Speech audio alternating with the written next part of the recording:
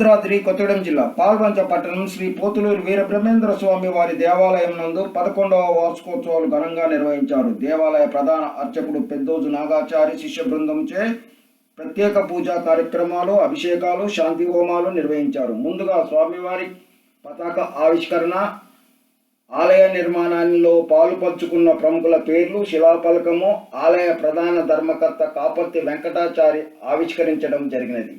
భక్తులు అధిక సంఖ్యలో పాల్గొని తీర్థ ప్రసాదాలు స్వీకరించారు. ఆలయ కమిటీ ఆధ్వర్యంలో అన్న ప్రసాద వితరణ కార్యక్రమం నిర్వహించారు. ఈ కార్యక్రమంలో DCMH chairman Kothavala Srinivasarao, Congress party Palvancha అధ్యక్షులు నూకల రంగారావు స్వామివారిని దర్శించుకున్నారు. పాల్వంచ పట్టణ విశ్వబ్రాహ్మణ సంఘం అధ్యక్షులు సీతారామాచారి, Kasarla Ramarao, S Thirumalachari, CH Brahmarao, B Tirupati, V Raghavachari, J Mohan Krishna, Sripada Satyanarayana, Talluri Satyanarayana, ఆలయ అధ్యక్షులు నాంపల్లి వేణుగోపాలాచారి, కార్యదర్శి మోత్కూరి రవీంద్రాచారి, కోశాధికారి జుజ్జిరి ప్రభాకరాచారి, మహిళా ప్రతినిధులు S పద్మ, S లక్ష్మి, భక్తులు అధిక సంఖ్యలో పాల్గొన్నారు.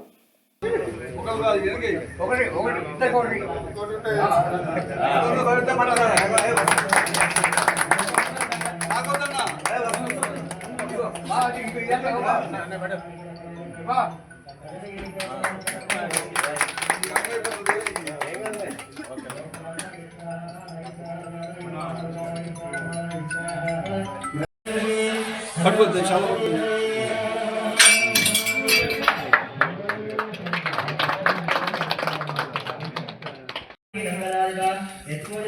మనందర కలయికతో ఎంతో గొప్పగా నిర్మాణం చేసుకున్నటువంటి మన పోతులూరు వీరబ్రహ్మేంద్ర స్వామి ఆలయం ఈ 20వ సంవత్సరం పంచాయతీలో గత 11 సంవత్సరాల క్రితం ప్రారంభోత్సవం చేసుకోవడం జరిగింది. ఆ కార్యక్రమాన్ని ప్రతి సంవత్సరం కూడా మనము ఇక్కడ ఎంతో ఘనంగా మనకు వచ్చిన కుల మతాలకు అతీతంగా అందరూ భక్తుల సహకారంతో ఇక్కడ చేసుకోవడం జరుగుతుంది. అలాగనే ఈ సంవత్సరం నూతన కమిటీ ఆలయ కమిటీ ఎన్నుకోవడం జరిగింది. ఆ ఆలయ కమిటీ అధ్యక్షులు నాంపల్లి వేణుగోపాలాచారి గారు, మన రాష్ట్ర ఆలయ కమిటీ కార్యదర్శి మోత్కూరి రవి గారు, కోశాధికారి గారు పూజలో ఉన్నారు, ప్రభాకరాచారి గారు, అందరూ పాలక మండలిలో ప్రతి ఒక్కరు కూడా భాగస్వాములే. మేము అందరం కూడా కలిసిపోవాలా, కులమతాలకు అతీతంగా అందరూ సహాయ సహకారాలతో ఈ కార్యక్రమాన్ని నిర్వహించడం జరుగుతుంది. అనాదిగా వస్తున్న కార్యక్రమం ఏ కార్యక్రమం వచ్చినా ఇక్కడ రాష్ట్ర మన స్థానిక నాయకుల్ని పిలుచుకొని గౌరవించుకోవడం జరుగుతుంది. అందులో ఎలక్షన్ కూడా ఉంటుంది కాబట్టి మనం ఎవరిని కూడా పిలిచే అవకాశం లేకుండా పోయింది. కాబట్టి ఆనాడు 2007లో ఇక్కడ గుడి నిర్మాణం చేసుకోవడం జరిగింది. ఆ నిర్మాణంలో భాగంగానే ఆ 2007 నుంచి ఇక్కడ శిలాఫలకం ఏది ఆలయ నిర్మాణ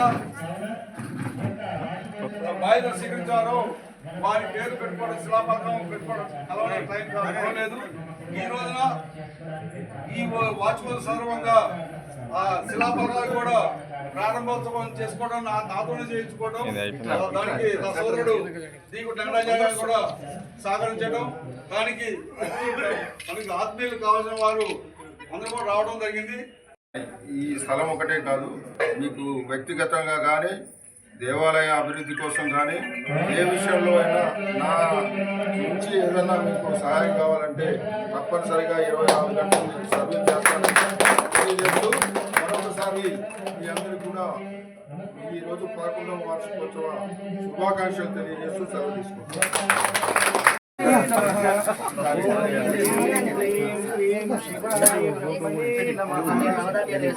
మంత్రం అనుకోవట్లేదు, బ్రహ్మగాన్ని చదవట్లేదు. మీరు ఈ ఫోటోలు మీ ఎడవని సరిపోతుంది కదా. ఓం హ్రీం క్లీం శ్రీం శివాయ బ్రహ్మణే నమః.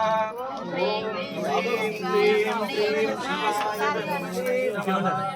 ఓం హ్రీం క్లీం శ్రీం శివాయ బ్రహ్మణే నమః. ఓం హ్రీం క్లీం శ్రీం శివాయ రుద్రాయ బ్రహ్మణే నమః. పట్టుకోండి. అన్ని ప్రతి ఒక్కరు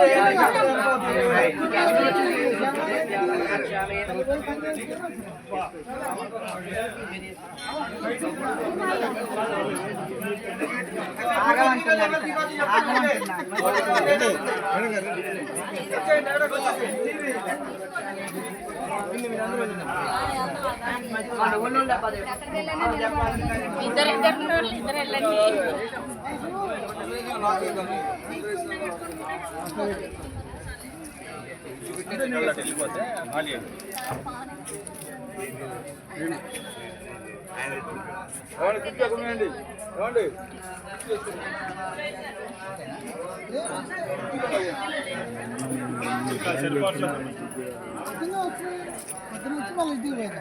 వదిలేసి అక్కడ జెండా ఎత్తి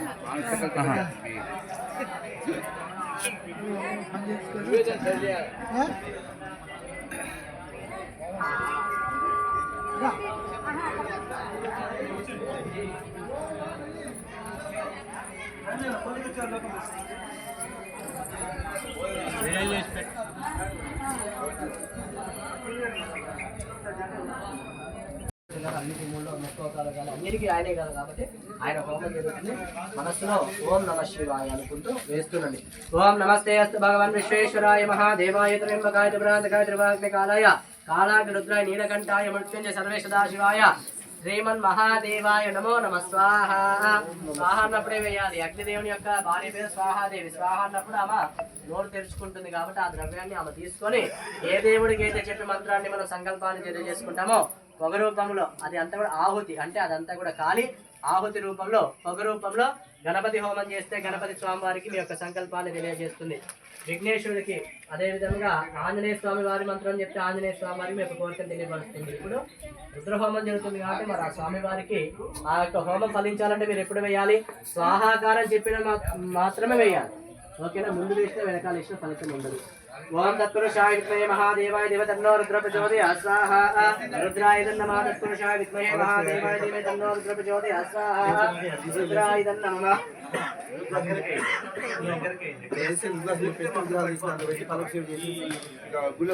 నైవేద్యం ఏర్పాటు చేసుకోవచ్చు. మహా